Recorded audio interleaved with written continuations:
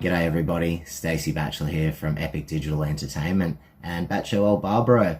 With the coronavirus or COVID-19, a lot has changed, especially in business and in the workplace. And a lot of us are going to have to work from home, or a lot of people have been put into isolation. So I think we need to help each other out. And today I'm going to try and help you guys out with a few tips on how to work better at home or in isolation.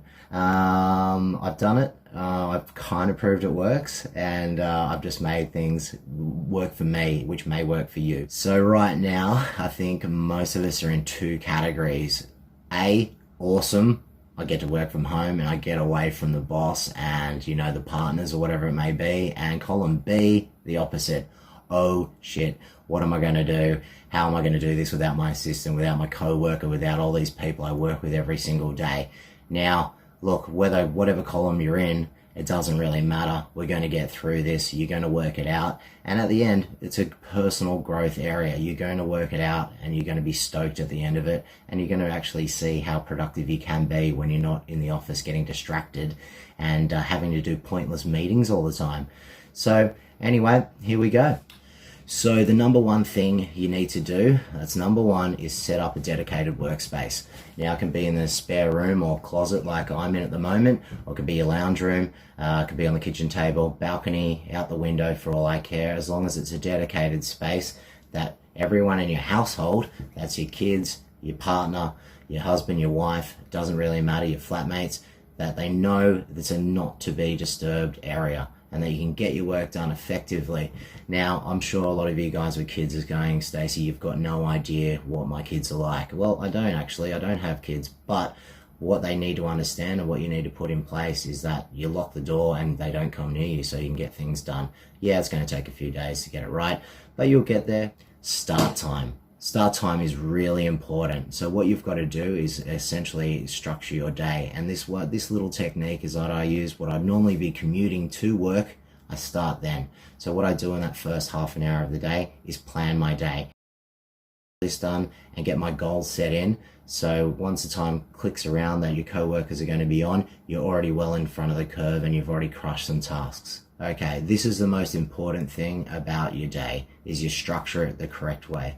So what I like to do is set up power hours or blocks of each hour of the day, or how many tasks you need to complete. So what this means is, like, block one, for instance, will be proactive emails or proactive phone calls, reporting, finance, tax, design, whatever it may be, whatever fun stuff you do at work, put it in your hour of power, 30 minutes of whatever you got to do, but block it out. Now, within these blocks, you need to-do list, some to-do lists that you can tick them off as you go and make sure you're getting it all done. All right, so that's really important. Now, this is not easy, guys, but you need to do it, or you're just going to go all over the shop all day long. You're going to be hunting around that fridge, talking to your missus, talking to your partner, whatever it may be. Now, get them done, and you're going to get these, you're going to crush the day 100%. If you're ticking those boxes off, your productivity level will rise so fast, it's ridiculous. And all of a sudden you're going to notice, wow, I've done what I'd normally do at the office in 3 hours rather than 8. Okay, that might be an exaggeration, but you know where I'm getting at.